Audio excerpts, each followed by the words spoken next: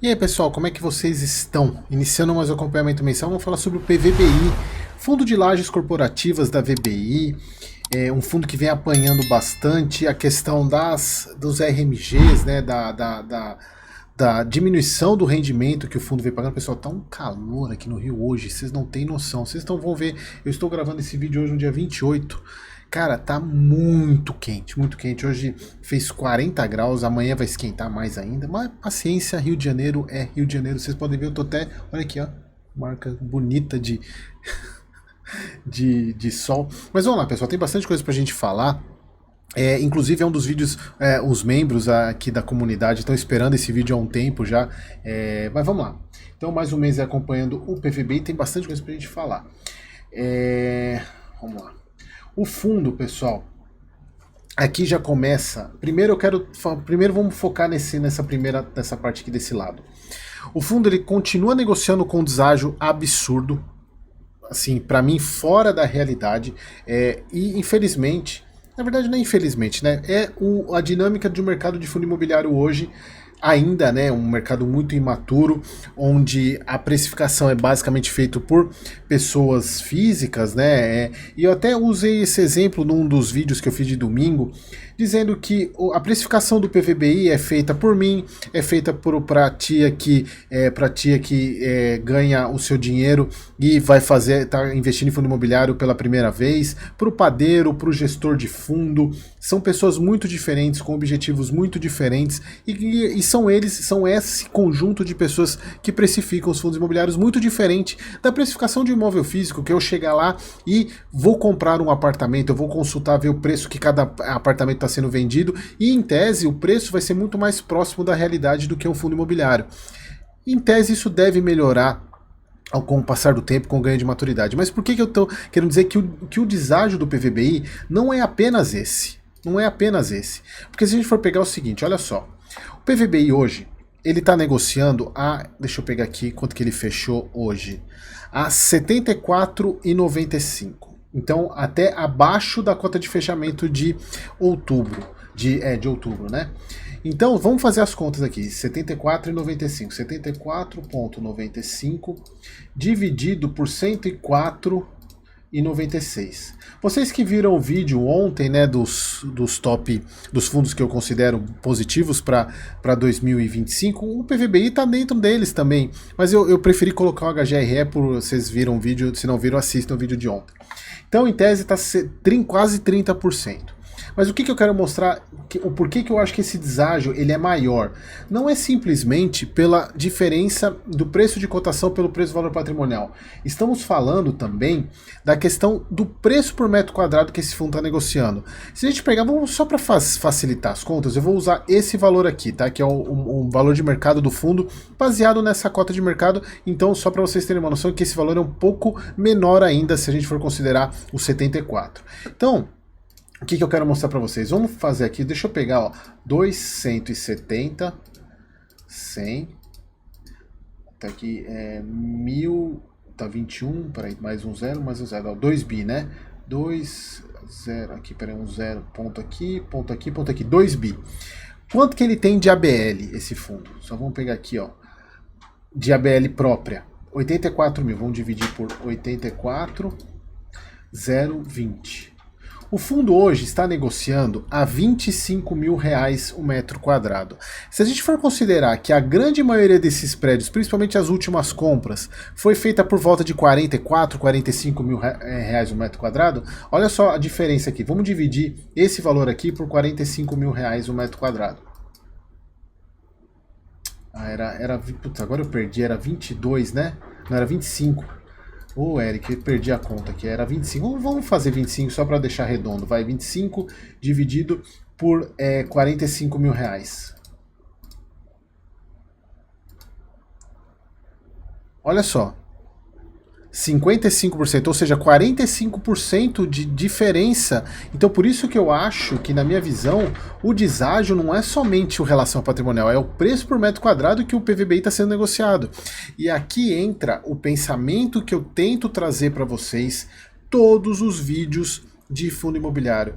Pessoal, se vocês tiverem a mentalidade correta de investir em fundo imobiliário como um investidor de um imóvel físico, a chance de vocês ganharem dinheiro é muito grande, porque a gente não está falando de um investimento para daqui a 2, 3 anos, a gente está falando daqui a 10, 15 anos. Se você colocar na sua meta de investimento, o longo prazo, entender que o ciclo imobiliário não é um ciclo de 5, de 6 anos, e sim de 10, 15, 20 anos, você vai ver que você está comprando e obviamente, pessoal, que eu não estou recomendando, mas é quase impossível de você não entender esse tipo de situação. A gente está falando de um fundo imobiliário que só tem imóvel top de linha negociando a 45% de preço por metro quadrado em relação ao mercado real. Uma hora isso vai encontrar, pessoal. Isso que vocês têm que ter em mente. Uma hora isso encontra. Mas voltando vamos agora falar sobre o fundo, mas essa primeira parte eu já acho que não é a primeira vez que eu falo sobre isso. Então, pessoal, sobre movimentações, o fundo não teve nenhuma movimentação de locação, porém a vacância financeira do fundo reduziu porque dois locatários tiveram as carências encerradas, ou seja, começaram a pagar os aluguéis. A gestão do fundo segue trabalhando ativamente para alocar quanto antes os espaços vagos. A questão lá dos RMGs, que eu vou dar um outro ponto de vista do que eu fiz no vídeo passado, que eles incluíram essa questão dos RMGs no vídeo passado, que foi um pedido assim, de acho que praticamente toda a comunidade de investidor de fundo imobiliário, principalmente do PVBI, o detalhamento dos RMGs, né, das rendas mínimas garantidas, que aliás, se você não sabe o que é isso, tem um vídeo aqui no canal que eu explico exatamente o que é RMG. Só ir lá na lupinha no meu canal e escrever RMG. Opa, aqui. Ai, caramba, peraí. Deixa eu diminuir o zoom, que aí ele não passa, né? Então, a parte de reajustes, né? Foram reajustados 2,89 metros quadrados, quase 2.100 metros quadrados de ABL. Esse foi o primeiro mês de recebimento dos valores do Union e do Vila Olímpia, né? Devido ao fim de carência, como a gente já falou. Adicionalmente, o time de gestão está trabalhando em outras 3 revisionais com previsão de formalização de novas comissões comerciais até o final do ano. Esses locatários representam 7,41% da receita. O fundo não carrega nenhuma inadimplência no portfólio. Aqui, pessoal, é importante. Eles não falam isso no relatório, mas assistam lives que tem aí. Tem live com o Baroni, tem algumas lives da gestão do PVBI, dizendo que o foco da melhoria dos resultados dos rendimentos do fundo é prioritariamente revisional. Então, essas revisionais elas têm um potencial de agregar valor muito grande, muito grande. Então, o fundo manteve o pagamento de 55 centavos e aumentou a reserva para 0,21. E aqui é um ponto que eu vou discutir lá na frente, porque que a preocupação em termos de renda não é agora, é a partir do ano que vem. Bom, aqui o fundo, se a gente for pegar, ele está pagando, em relação a patrimonial, um dividend yield de 6,3, mas em relação ao mercado, 8,3. Pessoal, nenhum imóvel físico gera isso. Nenhum imóvel físico gera isso. E a gente está falando de um imóvel, de um fundo AAA. Eu tento insistir com esse tipo de coisa para vocês, para que vocês entendam. E, obviamente, eu tomo muito hate por causa disso, muito comentário. Porque a grande pessoa investe achando que está investindo eu não sei, achando que o fundo tem que pagar 1% ao mês. E 1% ao mês é loucura. Ainda mais num fundo com essa qualidade. Então, tem hora que eu tento, mas acho que é de tanto bater na tecla, eu tenho certeza que grande parte de vocês já entende isso, né? Que um fundo como esse pagando 8,3 é uma coisa colossal para esse tipo de fundo, para esse tipo de imóvel. Então, pagando 55 centavos, a liquidez diminui um pouquinho, exatamente. Cotistas também, obviamente, cotista acaba saindo por causa da questão da diminuição dos rendimentos. E aqui, pessoal, alguns pontos importantes que eu precisava trazer para vocês, principalmente que vocês vão entender na questão do RMG. Hoje, a vacância do fundo ela está concentrada no Union, que foi aquele imóvel de desenvolvimento, né, que terminou a BITSE, acho que foi em 2023, né, final de 2023, e eu acredito que o fundo esperava alugar ele mais rápido, mas não alugou. Então ele está com 84% de vacância, e o VOC, né, o Vila Olímpia Corporate 34%, o The One 23%, e o Faria Lima 4.440 com 12. Não vejo preocupação nisso daqui. Esse aqui eu acredito que rapidamente ele vai resolver. Rapidamente que eu digo, no prazo de meses ele vai resolver. Esse aqui também, na verdade esses daqui, né? Para mim o grande gargalo é esse aqui, né? Por mais que seja um prédio de mais de 40 mil reais o metro quadrado, ainda é difícil porque é muita vacância. E aqui é o ponto que eu queria, o outro ponto que eu queria trazer para vocês é o potencial de receita que o PVBI tem em relação ao Union Faria Lima. Porque a gente está falando de 84 de vacância num local que tranquilamente é acima de 300 reais o metro quadrado de locação. E olha só, vamos fazer umas continhas aqui só para a gente entender do que eu estou falando, do potencial de receita que o Union pode trazer para o fundo se alugado. A gente está falando aqui de 16, vamos arredondar para 16%, tá? 0,16. Não, vamos arredondar para 0,15, né? Porque vamos para 85. Então ele tem 15% ocupado. Oh, caramba. 15% ocupado vezes a área dele, que é detida pelo fundo, 5 mil. Opa. Vezes 5,042. Estamos falando de praticamente 756 reais de área alugada. Olha só. Se a gente for pensar que o fundo ainda tem a possibilidade de alugar, se a gente for pensar menos 5.042, estamos falando de 4.200. Vamos arredondar para 4.300 de ABL. 4.300 de ABL vezes, 350 reais. Nós estamos falando, pessoal, de um potencial de receita de 1.500.000. E se a gente for pegar e dividir isso pelo número de cotas que o fundo tem, cadê o número de cotas? Aqui, ó, número de cotas. Dividido por 27, 130, 0,68, a gente está falando de um potencial de quase 6 centavos por cota que o Faria Lima, o Union Faria Lima tem de potencial de agregar de receita para o fundo. Então, é isso que eu estou falando para vocês. É questão de tempo disso se resolver. Obviamente, pessoal, que como eu sempre venho falando, né, a questão do mercado de lajes, na pandemia ele desceu de elevador e está subindo de escada, mas está se recuperando. E a gente está vendo isso em todos os fundos de lajes. A gente vê isso no mercado real também.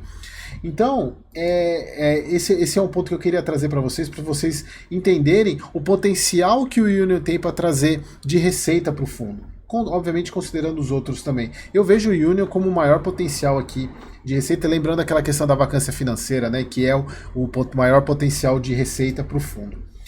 Aqui, pessoal, a grande preocupação, né, essa parte 21, que é a renda mínima garantida, mas vamos falar sobre ela. Primeiro, aqui nós temos, se a gente for ver, o fundo hoje, ele tem 24% da receita em aberto para revisar, e se a gente considerar 24 com 25, nós estamos falando de quase 24 com 25, de quase 50% da receita do fundo ainda sendo reajustada até o ano que vem, até o final do ano que vem. É muita coisa. E aí eu voltando àquilo que eu falei das lives que eu assisti com os gestores, que é o maior potencial de agregação de valor para o PVBI são as revisionais. A gente vê no TEP, né, o TEP reajustando 15%, 20% os aluguéis. Então esse é um ponto que você tem que ter atenção. Por isso que eu estou dando só os indícios para vocês enxergarem o potencial que esse fundo tem para crescer. Bom, vacância, né? A vacância financeira diminuiu, como eu falei para vocês. Aquilo que eu já falei o mês passado, da questão da adoção que eles fizeram de finalmente adotar estratégia plug and play, que o FAT N11 vem fazendo muito bem, né? E funcionando, então eles estão adotando isso.